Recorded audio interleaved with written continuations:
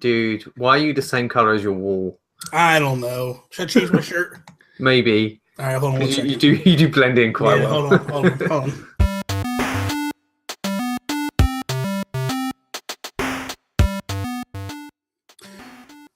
What is up, everybody, and welcome to episode 62 of the Geek Cast. I am Bobby, the Nintendo Guru, joined by my good buddy, my good bestest friend in the world. I shouldn't say world. I should say UK.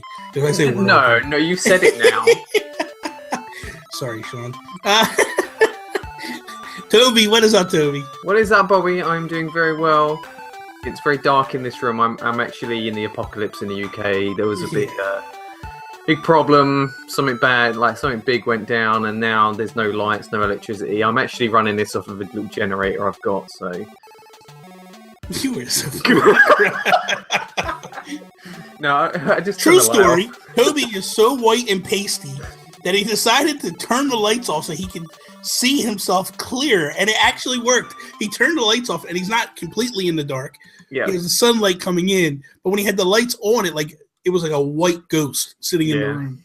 So he real quick jumped up and changed the light out and stuff. So, good Lord. I think eventually at some point I got to get you and Sean on the show together again so we could work this out and figure out who is what.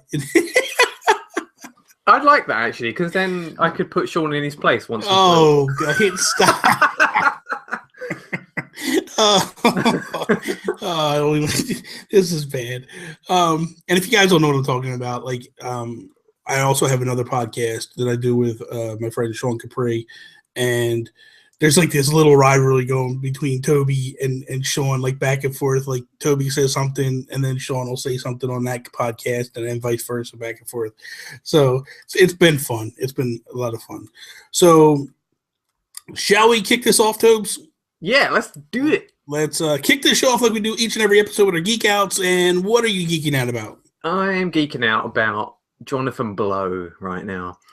Now, Jonathan Blow is the designer of Braid and The Witness. Mm-hmm. And the other day I was on YouTube and I was like, I fancy listening to some game design talks, like GDC type stuff. So I Googled video game talks into YouTube, and first of all I started watching one by Will Wright, the SimCity creator.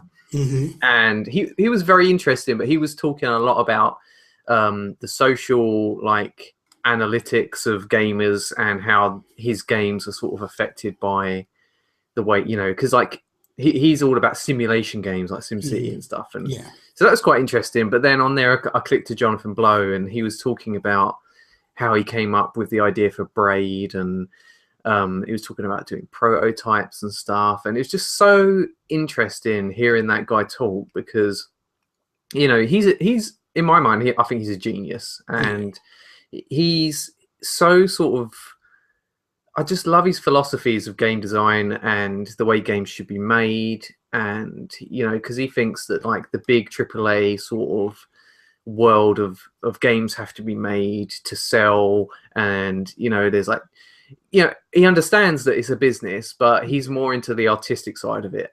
And it's just so interesting hearing him talk and sort of analyze games that he likes, because in one of the talks he was showing off a couple of different games that he's really into, and one of them was 1000 Spikes.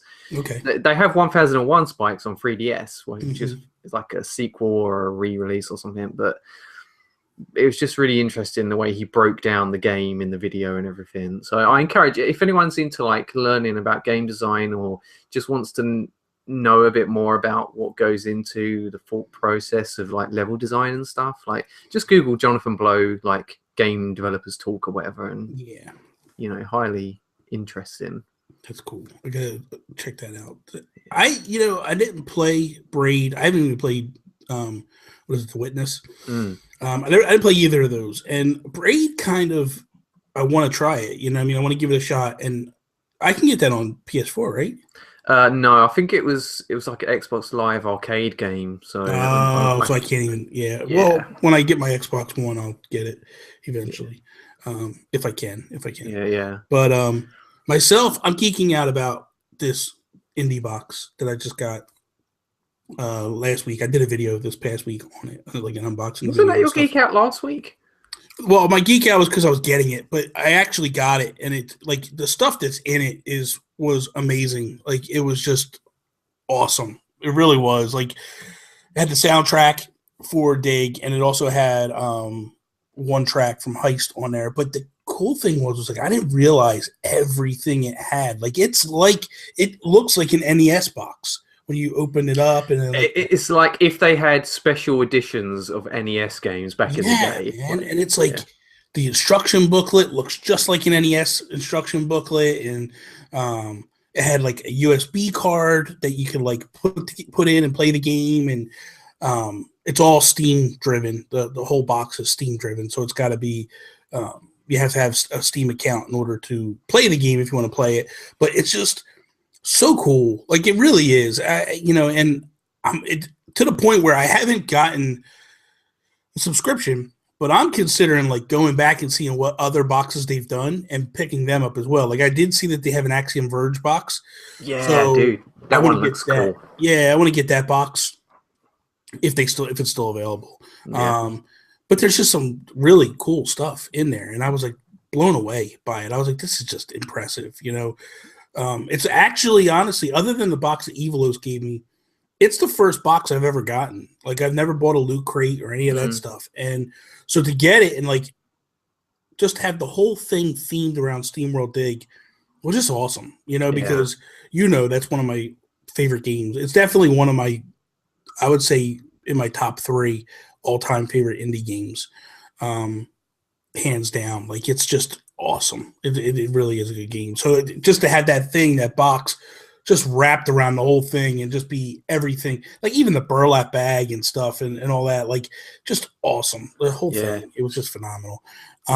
Good quality stuff. Yeah. What are you playing? Well, I've been playing a little bit more Batman, just sort of getting near the end of that now. Still really enjoying that. But I don't know if I talked about it. I want to talk about Overcooked. I don't know if I talked about it on the podcast, but no. We played it a few weeks ago round Becky and Mike's because you could do 4-player couch co-op. So we took our PlayStation. Oh, that's the one you were talking about, the cooking game. Yeah, the cooking game. Okay. But you last time, I think it was like 2 weeks ago, you talked about you were buying it and that's what you were going to do, but there was never any follow-up from that. So we did that, and because it's really cool. I don't know if you can do it with all downloadable games on PSN, but it's like you buy the license, and then if you sign into another PlayStation, you can just download it and play it. Mm-hmm. So we did that. Like I went round Mike's and we signed in. I downloaded it and we all played it together, 4-player co-op. And it, if anyone's ever played like Diner Dash or any sort of like cooking game like that, it's very similar to like it's top-down perspective, and you've got these little cartoony chefs that you take control of, and basically the orders come in at the top of the screen, and if you're cooking a burger, then you've got the meat that you need to cook, you've got the bun that you need to put on a plate, and the lettuce and the tomato that you've got to chop, and you've got to work together to get these meals on the plate and then sent out to the dining room, right? But then like dirty plates come back, so you've got to keep on top of washing the dirty plates, and you've got to keep on top of when you cook things because you don't want to burn anything. So these like little meters come up and it starts beeping and you start panicking, and it's all like coming in so fast that even just the cooking is quite stressful. But very quickly the game sort of ramps up to sort of the stages get a bit crazy. So normally in the kitchen you can just run around anywhere, you can get to the chopping boards, you can get to the hobs to cook your stuff, but certain like levels split you off from certain areas of the level. Like maybe one half of the stage is gonna have an earthquake and lift up, so you can't get down to the other side, or you can't get up. So you have to have people down the bottom ready to cook and people at the top ready to chop, and then you've got to swap when the stage goes back down. You've got to swap over, and you've got to time everything. So it's like it gets so stressful, and like it's just such a fun game though, because because it's couch co-op, you're all in the same room, you're all laughing, you're all shouting at each other. Like it's like you're running a real kitchen, because like you've got to try and keep things organized. So I was like, I need 2 meats, and I need Karina to chop some tomatoes, and Mike to do this, and and everyone's like going, yes, chef, and they're like all running around. But like you can't walk past each other. So like if you're in a very narrow kitchen with only one tile to walk on, like you can't pass each other. Like you can do a dash and that will knock someone out the way, but you've got to like think about things like, all right, so I've got this much work surface to work with. You've got to put something on there. I've got to pick it up, put it in the hob. Somebody else has got to be washing. So it's like all these like different things. It gets really stressful and manic, but it's really a lot of fun. That's crazy. Yeah. So I've been playing some Skyward Sword. Brilliant. And I am I think I'm a little over 6 hours in now. I beat the first temple. Yep. What did you think? What did you think of the temple? I thought the temple was good. I didn't like the boss of the temple, and I'm not going to do spoilers or any of that, but it was weird to fight him because it was like at first he like kept grabbing the sword and like taking it from me, and I'm like, what the heck is going on? You're talking about Girahim? Yes. Yeah, I don't think it's the spoiler to talk about the first dungeon boss. Yeah, that's so. Like I'm fighting him, and he keeps taking the sword away from me, and then he's throwing it at me, and he's like swiping me with it. And I'm like, this is nuts, and I couldn't figure it out. It's frustrating, and then I was just basically like waggling to get something to work, and it was finally working. And I don't know what I was doing. Like I couldn't read his tells. I couldn't tell what I needed to do or whatever. I beat him. That's at the end result, that's all that matters. Yeah. But it was like everything I did, he was blocking it. And I was like, this is nuts. But then I just realized, like, stay away. And then when he throws, I was noticing, like, he threw stuff and it was on an angle or straight. And then I started swiping that way and, like, knocking it back at him. Yeah. And so I was starting to pick some things up.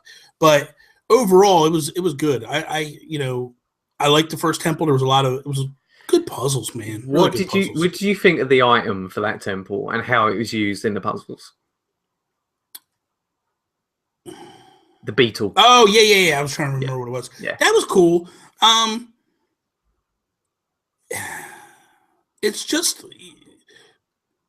it's like you get something and you know, like that's what I need to use for the rest of the level. And it was like, I would have liked if it was like a mix and match of stuff, but I also don't have many items at this point. So once you get further, hopefully it like starts to mix stuff up, but I have a feeling it doesn't. I have a feeling it's like whatever that item is for that dungeon, that's basically what it is.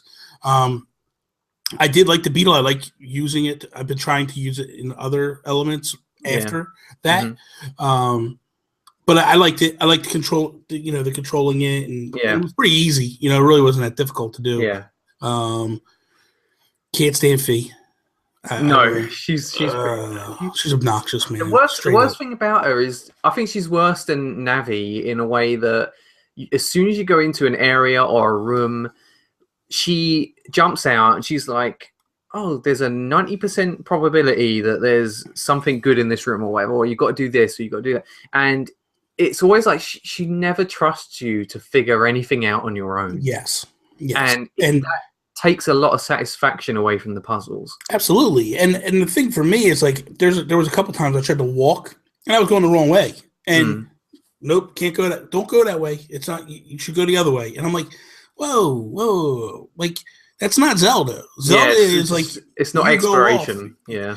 I was telling Sean on if we ran Nintendo because we got into the conversation because as you know he doesn't like the game at all. Yeah. And so I was just like, what don't you like about it? Because I think the story is phenomenal. I love the story. That's what's got me hooked in. That's what's got me playing it. Like I love the story is good. Yeah. I love the whole Zelda Link like little love situation going on. Like I love it. I think it's amazing. The whole Fee thing is just like, and I was telling Sean, I was like, do you know how many times that I've mentioned in different like Facebook groups and stuff like Zelda should be done like it should have voice acting and it should be handled like Last of Us. And everybody's like, you're insane, you're stupid, what are you talking about? Blah, blah, blah.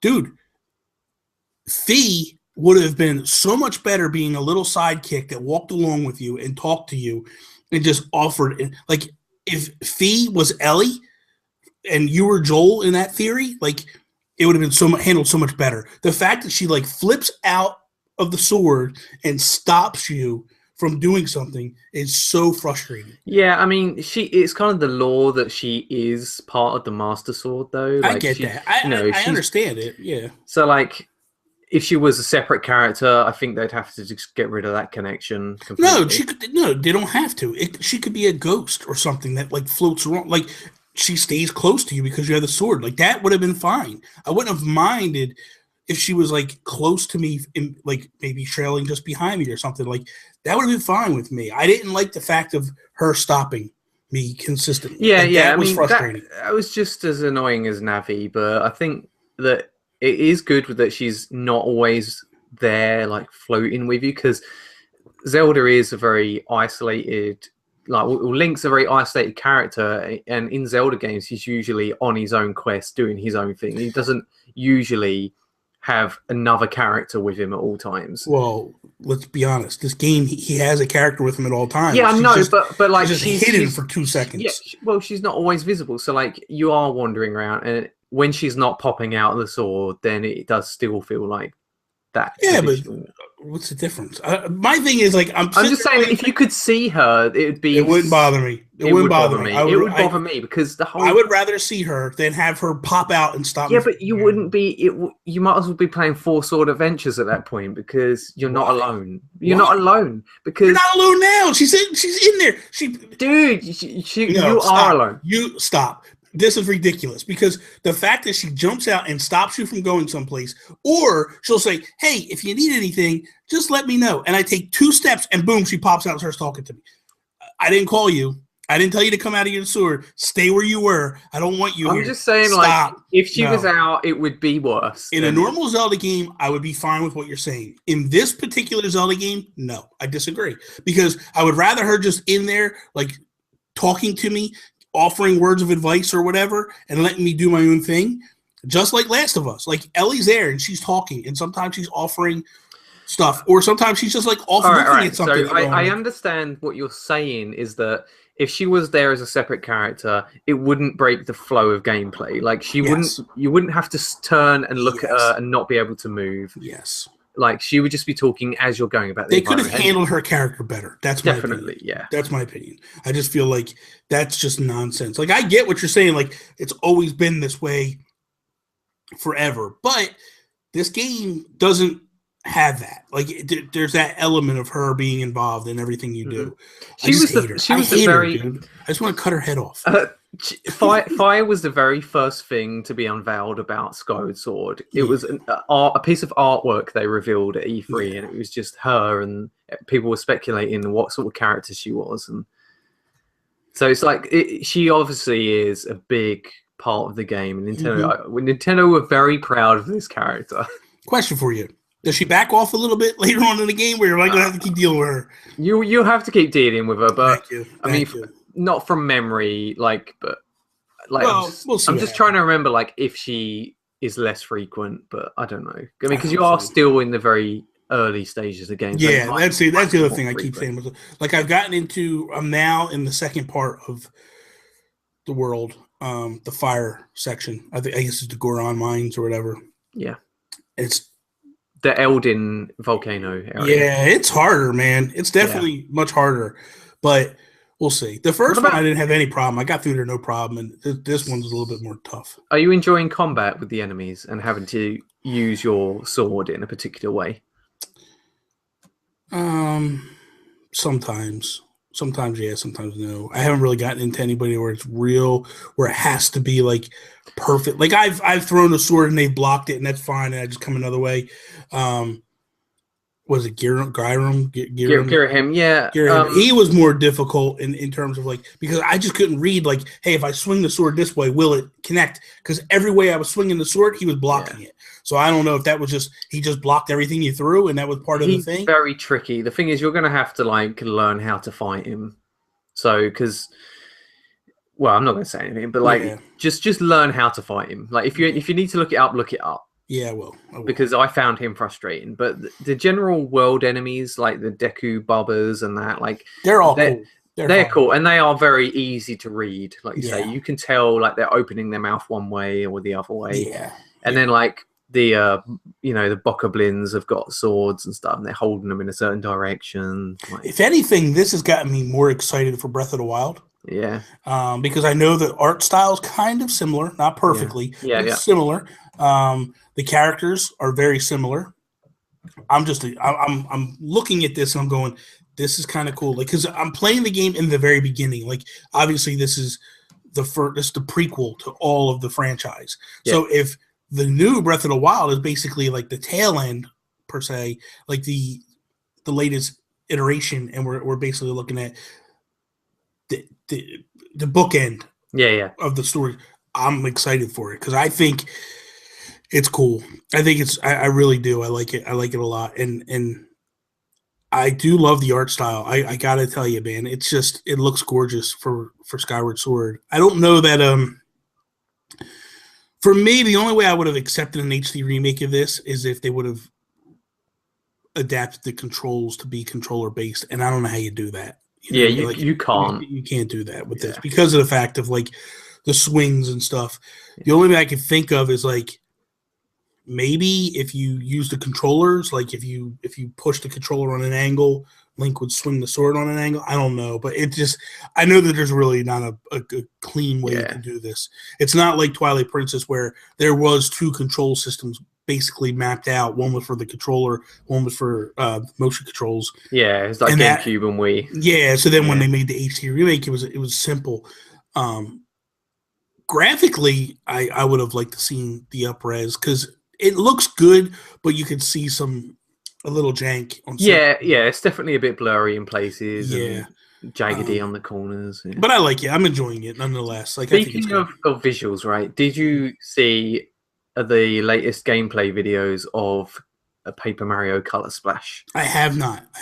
Because I watched a 20-minute live stream from Game Explain, and I've been skeptical about this new Paper Mario game for a long time, and because people say sticker style's rubbish and it wasn't really that good, and people have been like, this game doesn't look much better. It looks very similar, but like visually, it's absolutely gorgeous. In fact, it's one of the best looking games on Wii U. Like the art style is just incredible. The first time they even showed this game, that was my impression. I was like, this thing is gorgeous. What are people so mad about? It looks amazing. Yeah, and I saw like you couldn't really see a lot of what was going on in the battles because a lot of it happens on the gamepad, like picking your cards and stuff.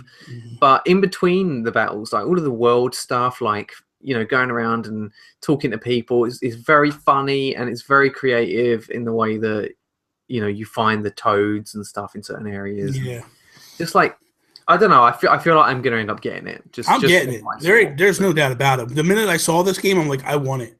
I'm willing to. I didn't play Sticker Stars. I could care less. I've never really, only Paper Mario game I've ever played was on the Wii. That was it. And apparently that was totally different than the original Paper Mario. Very different. But for me, I don't care. Like I like the art style. I like the way it looks. I'm all about it. I'm going to give it a shot. I'm not one of these people that are all hung up on this. Like, oh, I want it back to the original. It doesn't affect me because I didn't really play the original. I'm not sure if it's on Virtual Console, but the N64 one is very good. So which one is the 1,000-Year Door? That's the GameCube one, and I've not played that one, but everyone says that one's the best one. Yeah. Which I'll start looking for that one and get it to try. Definitely. It'll probably be expensive. Probably, but I got the retro shop that I hit up here locally not locally, but not that far away. And I go in there and he's got stuff that's very reasonably priced, and that's all that matters.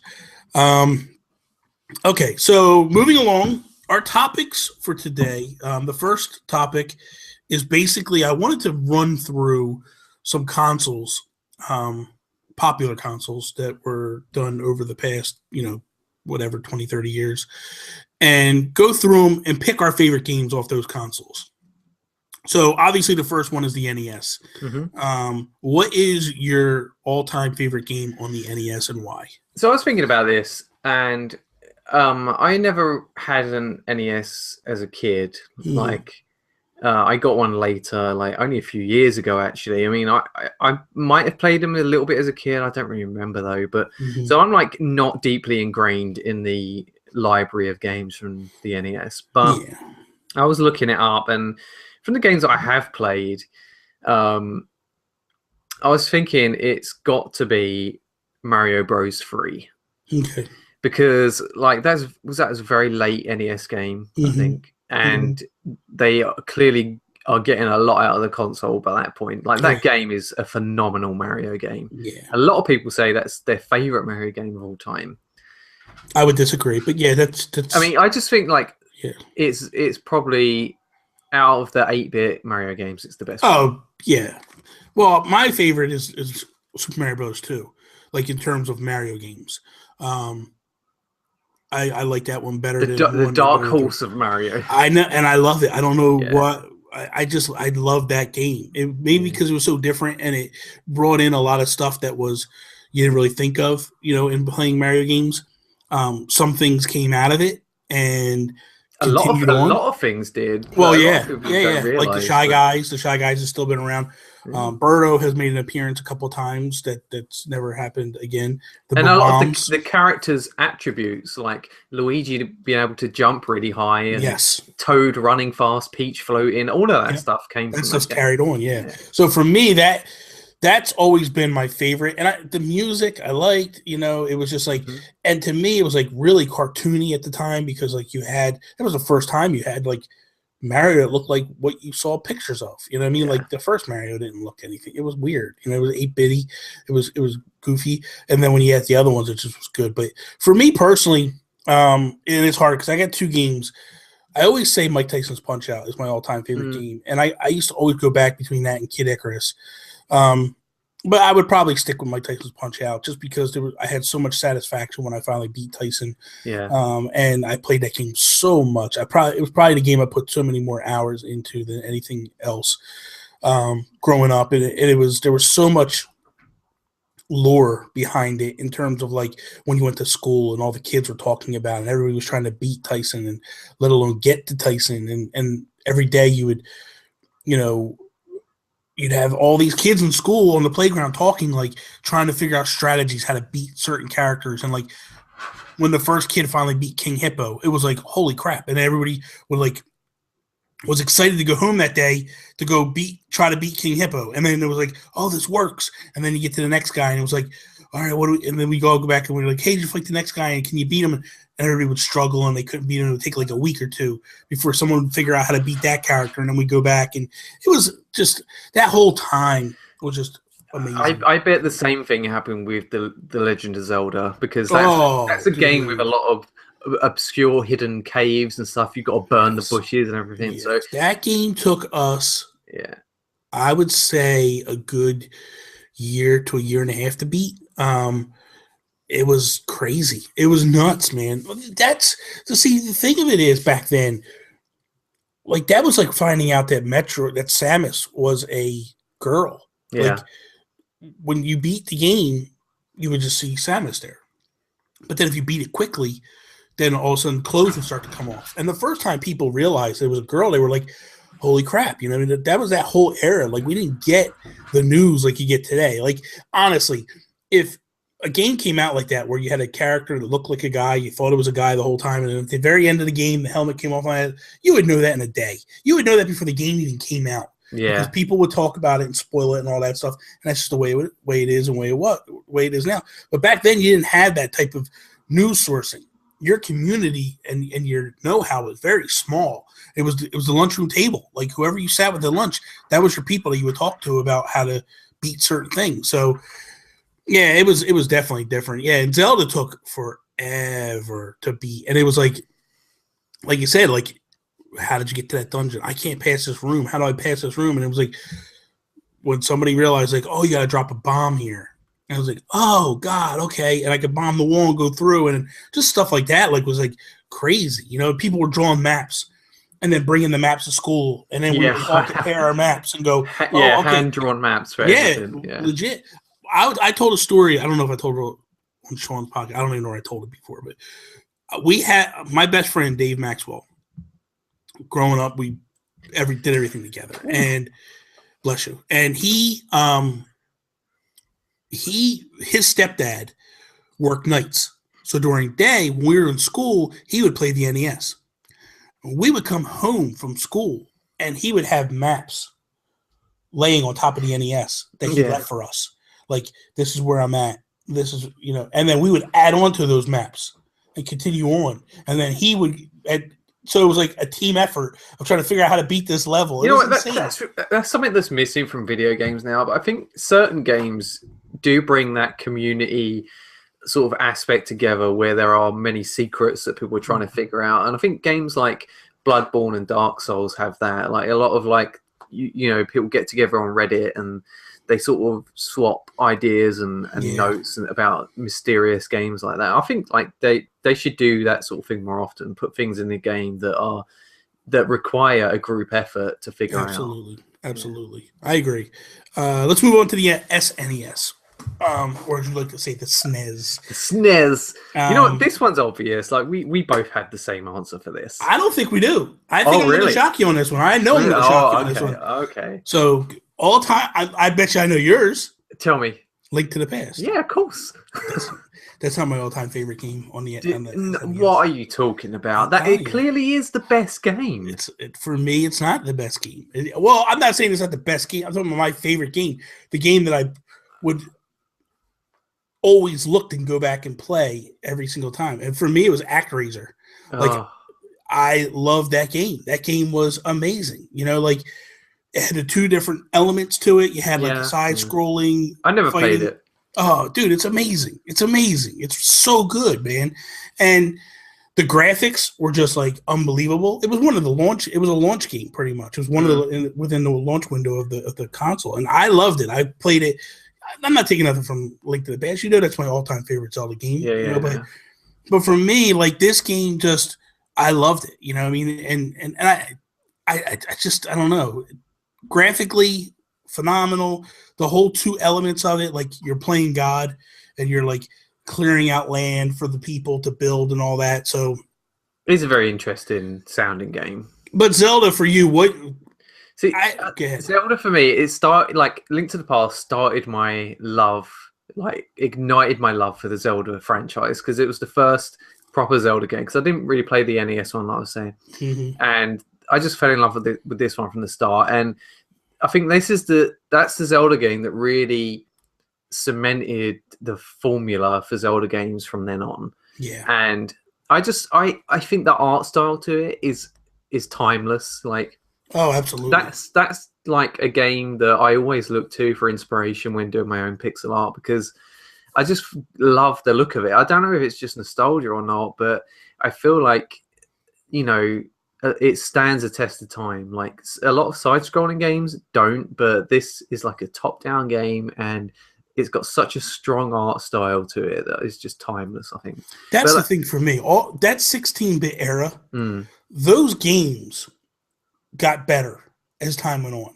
Like that to me is the one era that you could go back and play those games. They still look as good as they look better to me than they did when I played them as a kid. Yeah. Like when I play Mario 64, it's a jank fest. It's horrible. Yeah. When I play the original Nintendo games, some look great. Yeah. Some not so great. Like a game like Super Mario Bros. 3 holds up. Definitely. Yeah.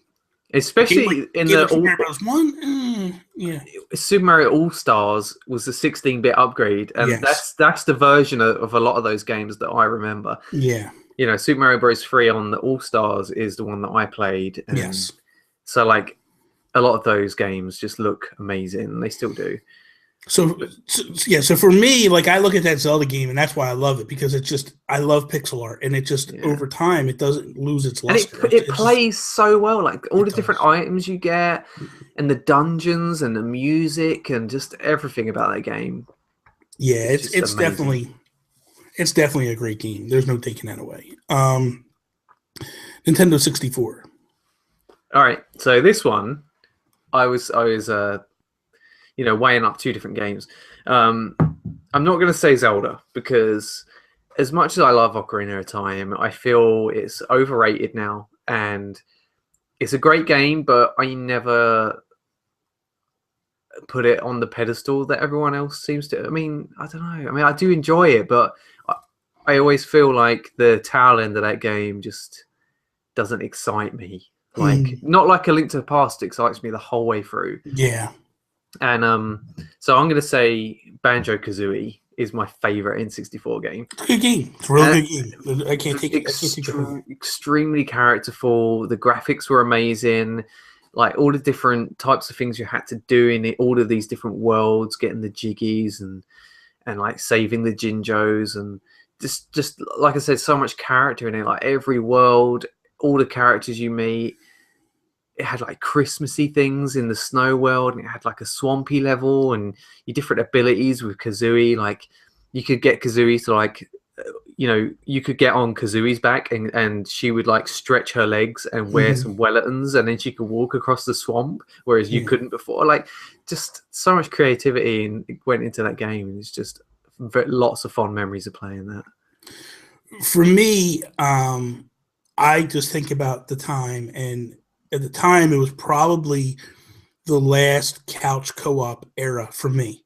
I was at that point where right after the N64, during the N64, like my brother moved out.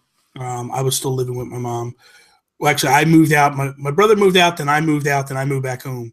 But like when he left, and then it just was like, that was to me the last time that we all would get together to play. And that would be Mario Kart 64. So, and we would play battle mode. That's basically what it boiled down to. Like we played battle mode on the Super Nintendo, and it was me, my brother, and my cousin. And but it was only 2 players. So we would take turns. Whoever won stayed on the console. The loser had to jump off, and the next one would jump in. So for the N64, you could play 3 or 4 players, and we would all play together and just battle all day long. That to me is what makes me love this game so much, is because for me it was like, again, the last time that it was me, my brother, and my cousin just playing together all the time, and it was just before we all kind of like stepped into the adult roles of like getting apartments and getting all that stuff, and we still kind of had that feel for it and that vibe. So to me, that definitely was the game that, like, when I think about the N64, I mean, there's other games like No Mercy. I love No Mercy, but there was different reasons why I love No Mercy and all that. But for me, when I think about it, like the one that like just makes me think about my childhood, because that's what I think about when I look at this list. I go, what game in that thing just makes me feel at home? Like that game that makes me feel like that takes me back to that era and that time. And that game definitely did, because again, all the times with me and my brother and my cousin and stuff. So PS1. Right. See, I had 2 games for this as well. I was going to tell you a little bit about my Mario Kart memories first, actually. Yeah, that's fine. Go ahead. Yeah, I was going to say, like, because that game is very special to me as well, because we used to play 4-player, like me, my brother, and my mum and my dad. And I was always Yoshi, my mum was always Peach, my brother was always Toad. Like, we had our own characters, and we knew how to race with them. And it was just like, because my mum doesn't really play a lot of games, and that was one that she always played with us. And it was just such nice memories of playing this. Like, and I always have memories of Wario Stadium. That's like the track that I remember most about that game, especially because of the shortcut you could take in it. Yeah. And like, I don't know, like you say, the battle mode and that, it's just, Mario Kart always has a power to it of bringing people together on a couch and just having fun together. And it's great for families. And I'm hoping that one day I'll be able to play a Mario Kart if I have children, and that could be their memories in the future. Yeah. So, yeah, it's a very special series of games. And to touch on what you said, like, Mario Kart always, because even today, like, I have, like, when Mario Kart 8 came out, I feel like Mario Kart 8, to me, was the turning point for the Wii U, where it actually did start to push consoles. Yeah. Like, a lot of my friends that didn't have a console or have the Wii U at that point actually went out to buy it because of Mario Kart 8. And I look at my feed, like, you know how on Facebook it'll have memories. I look at my memories right now, and it's, are we playing Mario, or announcements like, we're playing Mario Kart 8 tonight, and I tag a bunch of people in it, and we would get like a room full of people all playing together. And they didn't really know each other. Me and Tony knew basically everybody was in the room. And it was just fun, you know? And then I think it was like a month and a half ago now that Sean and I started if we ran Nintendo, Mario Kart 8 night, and we had a bunch of people like popping in and playing. It was so much fun, you know? And it's like, that's the one game that just brings people together. And and the nice thing about the internet now is we can all play from different parts of the world and just play together. And I love that game. Overall, it's probably one of my top franchises. Definitely. Of all time, it's so great because you don't have to have a lot of skill to enjoy that game. Yes. Like, it's fun for everyone, no matter how good you are. I agree. Okay, so PlayStation 1. So I was going to go for Alundra. I don't know if you've ever heard of that game before. So Alundra is a Zelda-like game. You play this guy who's shipwrecked on this island, and then you've got this ability to go into people's nightmares, and like there's like dungeons in their dreams, and you can like rescue them from the monsters in their dreams. But there's also like real world dungeons to go in, and it's a very hard game. Like, and it's got like platform elements to it as well. It's like an isometric 2D game, and it's very, very good game. But I feel like I wanted to have something that defined PlayStation 1 for me, like more than anything else. And I say that's the original Metal Gear Solid. Yes, that would, dude. You know what? Yeah, you're right. Because like that game was, again, like you probably know it's a theme. Like it's got so much creativity in it as a game. Like so many ideas of like this new genre of like tactical third-person shooter. Like, the Psycho Mantis boss, reading your memory card, making your controller vibrate, and then things like the DARPA chief dying and like telling you to look at the back of your actual game box to get a code to call Meryl and stuff. It's just all of the boss fights and everything about the game is just brilliant. The acting was brilliant. The stealth gameplay was brilliant. Just like, I remember like every detail of that game, like the final boss fight especially, just amazing. Like, I just love it. And that is such a PlayStation 1 game. Like, everything about it is just brilliant. That game, I completely forgot about that game until you just said it. And it was, of the 5 games that came out for Metal Gear, I only beat 1 and 5. That was it. Like, I would play the other ones in between. They just didn't grab me enough to like push me through to want to beat them.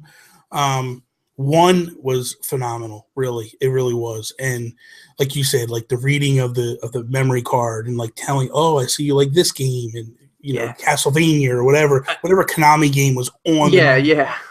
And that was just cool. That was just cool stuff. And then in order to beat him, you had to actually pull the controller out and put it in player 2. Yeah. So he couldn't read. And dude, it was just amazing. There's a part of the game where you get you need a key card to get through. It's like right near the end, and you've got 3 slots for a key card, but you've only got 1 key card.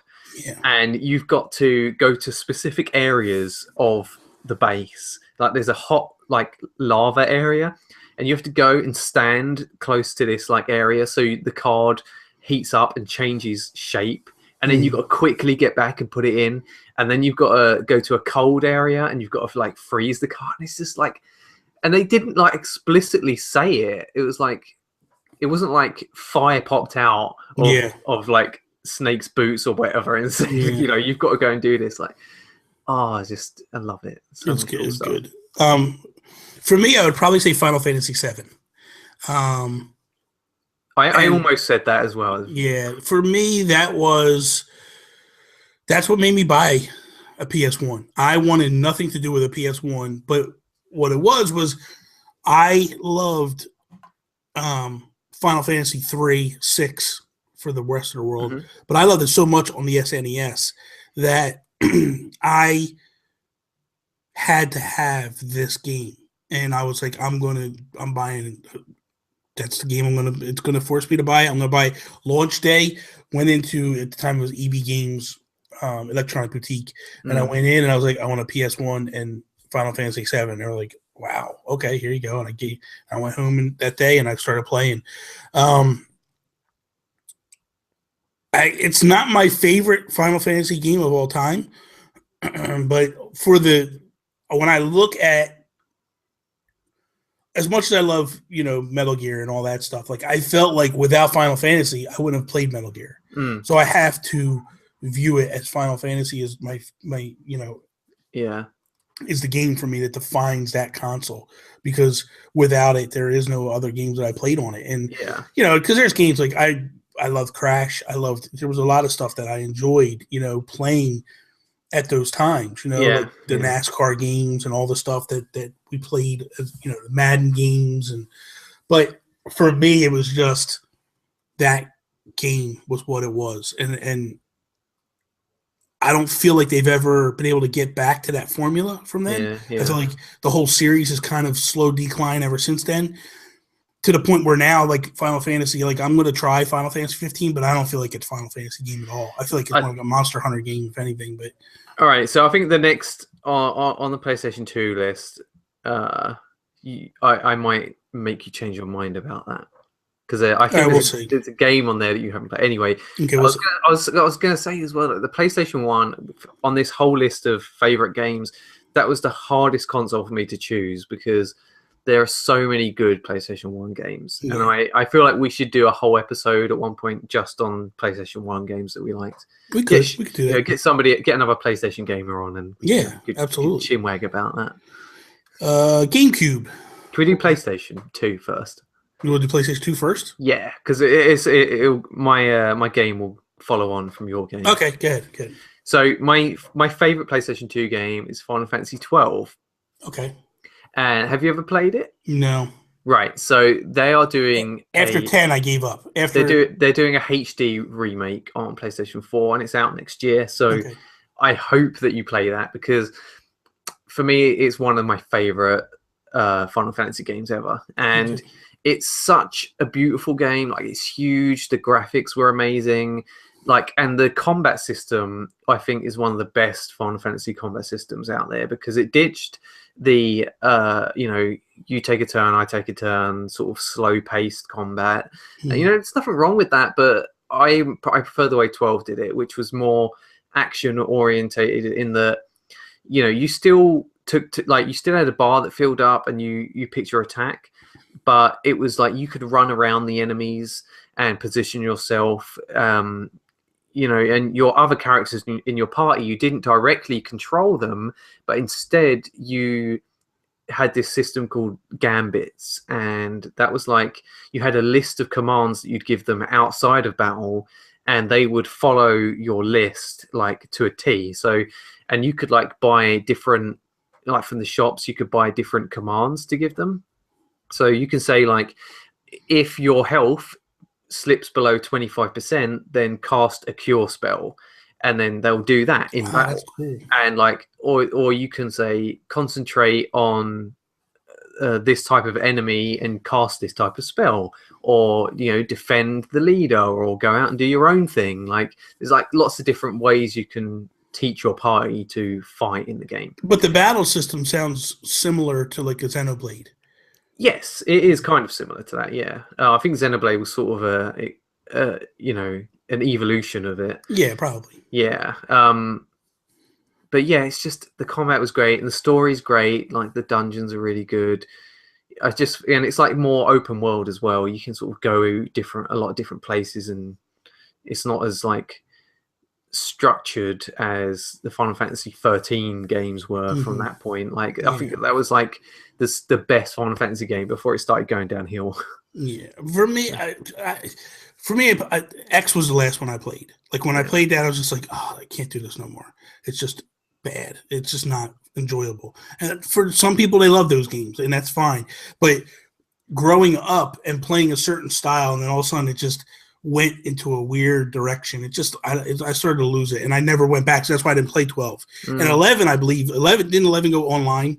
Yeah, 11 was online. Yeah, which is stupid. Why would you do that? Why would you go 10 Oh, Final Fantasy 11's online. Like that's, and then go 12. Yeah, like yeah. 11, it should just been Final Fantasy Online and be done with it. 14 is online as well. Yeah, so. And it's stupid. Like call it something else. Like call it Final Fantasy Realms or I don't know, but whatever. It wouldn't sell as well, would it? For me, it's Grand Theft Auto Vice City. Oh, what a good game! Yeah, that game. It was the beginning of the real voice acting. Like I love the whole. Love Ray Liotta. I love that he was in that, and there was a lot of good actors in that game. Yeah. It was a time where you could actually buy things, like buy businesses and all that. And never beat it, never completed it, but I put a lot of hours into it and loved it. I love the 80s setting, like all of the music, the cars, the music, yeah, man. Like everything about that is just so cool. And it was cool because if you went to a rap station, it was 80s rap. If you went to country, everything was 80s. Everything was 80s themed. It was just so good. It was Miami Vice. It felt like Miami Vice. Yeah. And I loved it. I wish they would kind of either do an HD remake of it or just go back to that and do like a proper sequel to it. Like I mean, there's not really been many good games set in the 80s, really. I mean, there's some like indie games are sort of 80s inspired, like like neon everywhere and all that, but there's nothing that's really embracing the 80s in a video game. Exactly. We're gonna wrap up with the GameCube. That'll be the last one we talk about. But what's your favorite GameCube game? I think this one's obvious. The best game on the GameCube is Wind Waker. What do you mean? Dude, this game... It's a very good game. It's a very good game. No, dude. This is the best GameCube game. Well, all right, there might be one game that's maybe better, but... Go ahead. But Wind Waker is just one of the best Zelda games, in my opinion. It's a very good game, yes. I'm not going to take that from you. Yeah, it's a very good game. Yeah. It's a very good game. It's whatever. It's not the best, but just brushing it off, sweeping it under the rug. I'll get in. This is Wind Waker we're talking about. Okay, you explain your side, and then I'll chime in. Go ahead. Wind Waker is magical. It makes me feel like a kid playing that game. You go around. It's beautiful graphically. It stands the test of time. Even the GameCube original is beautiful still. The HD version is even more beautiful. Like the atmosphere in that game, the different temples were just amazing. Like, all right, maybe the sailing wasn't quite perfect. I know you've got issues with it. There's flaws in that game, and that's what it boils down to. But go ahead. But I didn't struggle with it too much. It was a little bit annoying having to stop the boat, change the wind to be able to go somewhere else. But I got through it fine as a kid. Like I didn't stress over it too much. I think we're spoiled now. Like with the HD version, it's like it makes you look back at the GameCube version in a worse light because you've got the better sailing in Wind Waker on Wii U. But yeah, like I don't know, just the character, the animation, the music in it, the fact that you can take pictures with the picture box, and this guy in this little hidden island would make figurines of all these people and creatures that you photographed. Just like little touches like that make Zelda what it is. And I think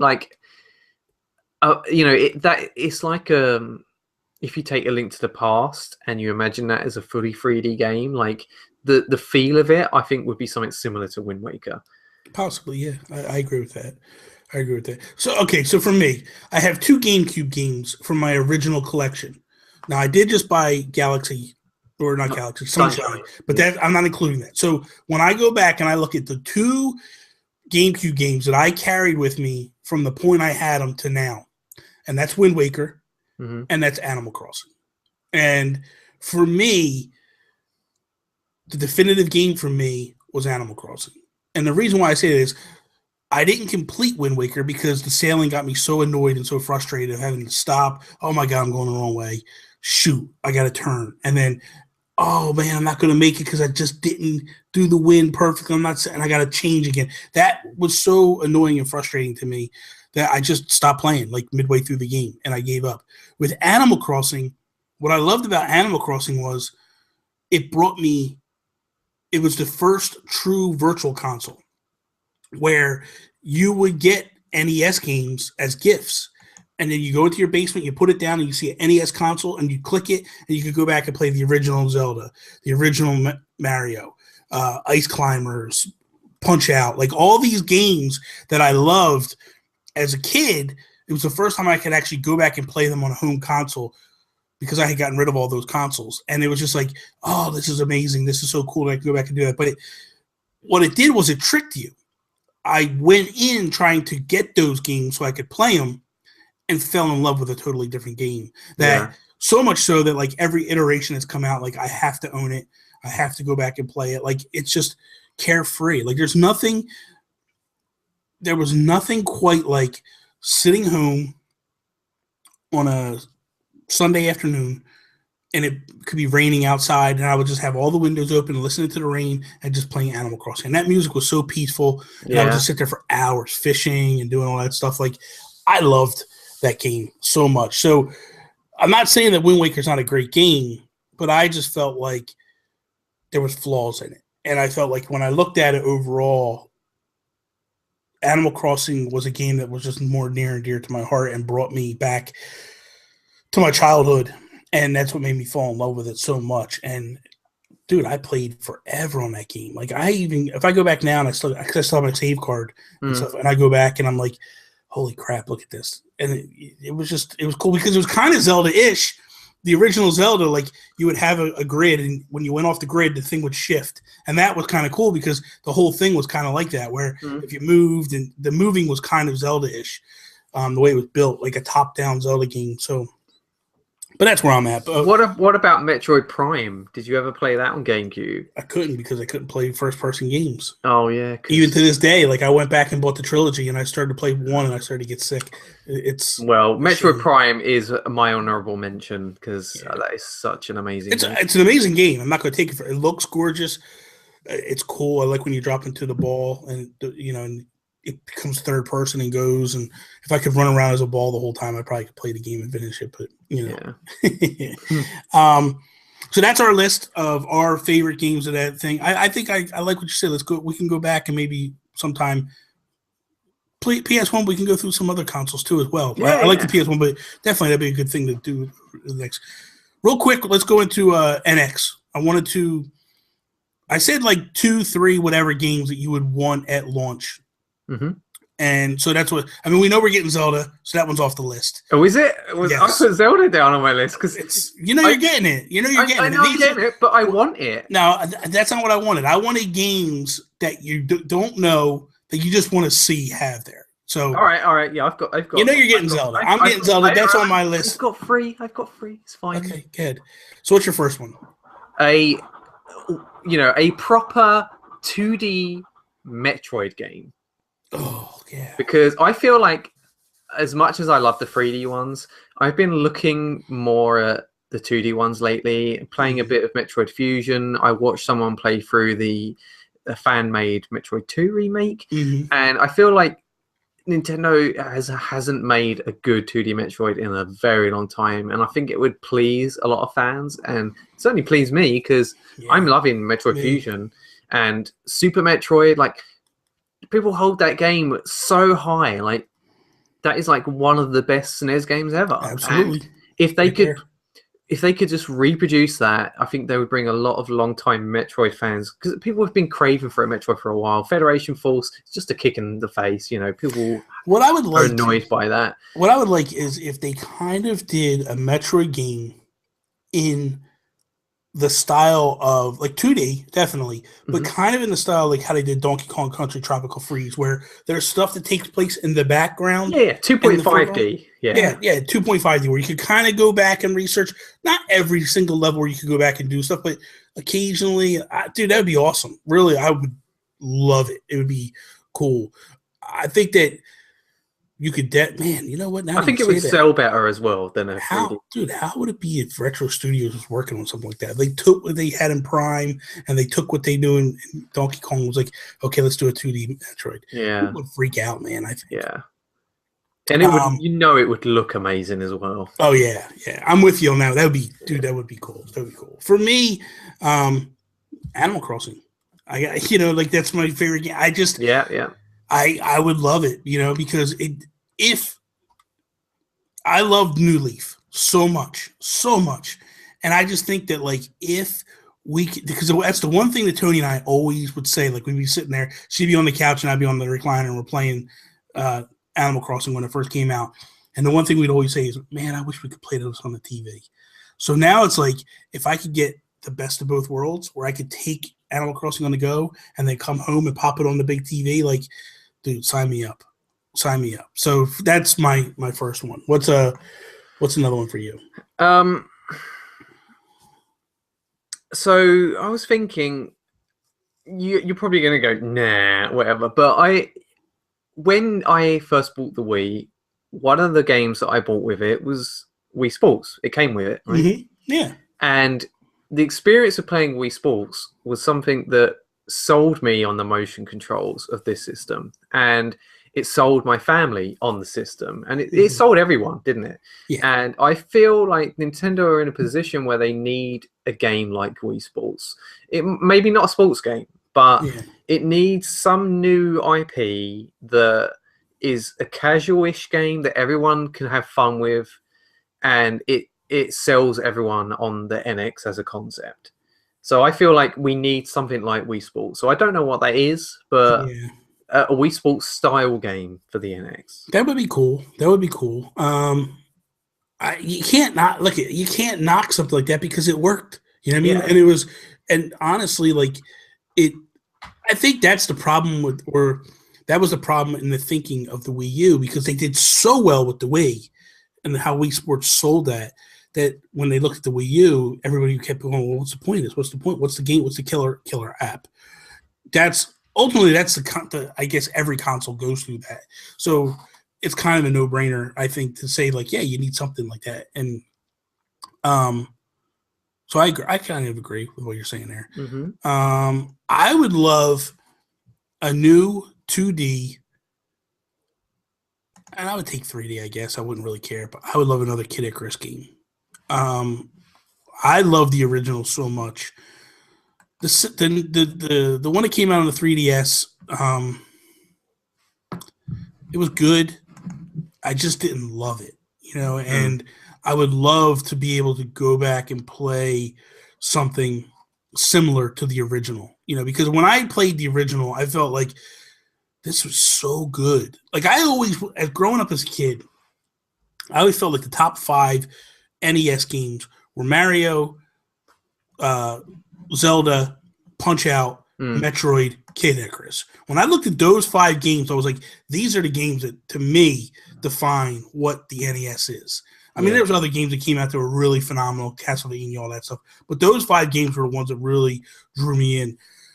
I would love, and I felt like that's the one game that I wanted so bad on the Wii, because we got Metroid, we got Punch-Out again, we got Zelda, and I was like, oh, we're gonna get Kid Icarus, we're gonna get Kid Icarus. Yeah. So for me, I would love that to come back in some capacity. So that's where I would go. Okay, what's your final game? See, I could have said something easy like 3D Mario or whatever, but I feel like if we are getting Zelda at launch, I can wait a bit for a 3D Mario. If they need a little bit of extra time to make a new Galaxy style game, then I'm fine. As long as I got my Zelda, I'm cool. Yeah, same with a 2D Mario. I can wait for that. We've got Mario Maker. It's fine. Yeah. So I'm going to say something.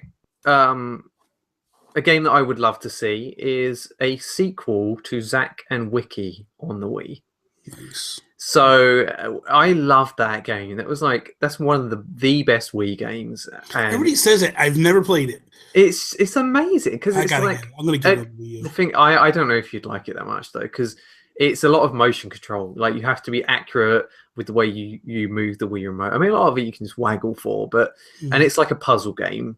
Yeah. So you're in environments and you've got to do things in the right order, and you've got to use the Wii remote in the right way on the right things, but like the art style was great. Like, the characterful, like, pirate theme to it was really cool, and it's just a unique game. Like, there's not really many games that are like it. So I'd love to see like a cool, new, shiny HD sequel to that. It'd be cool. Cool. Man, the third game I was kind of stumped on. I'm going back and forth, and I'm still at this moment, I'm not 100%. But what I keep thinking is a third-party game. Like, what third-party game do I really want? And I guess for me, with the rumor of there being a new Arkham game, in terms of like they were going to do like HD remakes of the original and the second one, I would love that to come to the Wii or to come to the NX, because I would buy it there. I wouldn't buy it on the PS4 or the Xbox One or whatever. And I know that those versions would probably be better and look better. But for me, and I understand, like, that's probably where it's going to go, and it's not going to come. But I would love for it to come to the NX. Would you play, Batman game on a handheld, like 7-inch handheld screen, or would you still play it on the TV? I think it all depends on how it looks on the handheld. I think that's with all the games. I mean, like, I'm sure it'll look good. I'm sure it'll look great. I would play it on a handheld. Yeah. I don't have anything against playing anything on a handheld. Some games, I know that what's going to happen is some games I'm going to be like, I don't want to play this on the go. And then some games are going to be like, I got to play this on the go. Yeah. You know, Zelda's going to be the first game that I'm going to look at it and go, do I want to play this on the go, or do I just want to primarily play it at home? And I know that in the beginning, I'll definitely take it on the go. I think you're going to find out very quickly if it's something you want to continue to play on the go or if you want to play it at home. I think that game will be a bit of both for me. I think it will. At first, it's a definite no-brainer. Absolutely, all day long, I'm going to go both ways with it. But I think within a week or two, you're definitely going to determine whether or not you want to continue down that road. You know, because you may turn around and go, like, you're going to get that feel of, like, this just doesn't work on handheld. Yeah. You know, I think that's where you're definitely going to get that vibe. So I just want a proper, we all know that Warner Brothers is coming to the NX. They've already said that. I just don't want a bunch of Lego games. Like, I want them to give us other games that they're putting out there as well.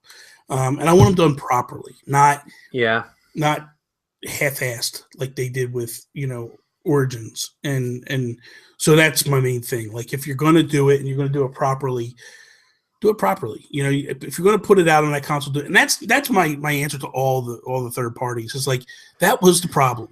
When you came to the Wii U, you just didn't do third parties. You didn't do your games properly. And Ubisoft has had a lot of kind words for Nintendo lately, and which is rare. They've always been very critical of Nintendo. So to hear them very excited about the NX has me excited. And the other thing that has me excited is, like, I love Rayman Legends. And it's so good. Like, it is, to me, the definitive Wii U game. It's the game that, like, everybody wanted to know why you needed why you needed the gamepad. And that game answered it to me. And it's a shame that I didn't play that game when it first launched, and I waited because I wasn't a fan of Rayman games. And I picked it up on sale, and I'm a fan. And I assure you that if another Rayman game comes, I'm buying it day one. It is so good. And that game is so good. So I wasn't a fan of the one Ubi game. I got two Ubi games. I got at launch. I got Zombie U. Yeah. Zombie U. Didn't like it. And then I got Assassin's Creed 3. And I didn't like it. But a lot of people don't like Assassin's Creed 3. You know, Black Flag, though. But I didn't get Black Flag when it launched. You should have got it, man. I know. Well, it wasn't at launch, but you should. No, but it burnt. Like, I didn't like 3, and I was like, I'm not going to like 4, so I'm not going to get it. That was the problem. I hear a lot of good things. I might eventually go back and get it. But that's the thing. Like, so for me, it was like, oh, whatever. Say what you want, Ubi. You made garbage anyway. I didn't like it. Then I went back and played Rayman, and I fell in love. Like, it's truly a classic. So I'm excited that Ubi's actually talking very highly about Nintendo. And you know that they're probably going to make a unique game for this system. Absolutely, man. And also, like, they were making comments about the system, and they were saying that it's easier to try a new idea on a new system, especially one that's slightly different, like Nintendo usually does. So it is very exciting to think that they're going to probably try something new with NX. Like, whether it takes off is another thing, but it could be something extremely exciting. It'd be good. So that is all Thank you guys for listening to us on iTunes, SoundCloud, Stitcher, watching us on YouTube if that's how you did it. You can follow me, Instagram, Twitter, at Nintendo Gurus. You can follow Toby, Instagram, at Amiibo_workshop, on Twitter, at Toby's_take. Peace out, Cub Scout. See me later! Yes! I figured I'd leave you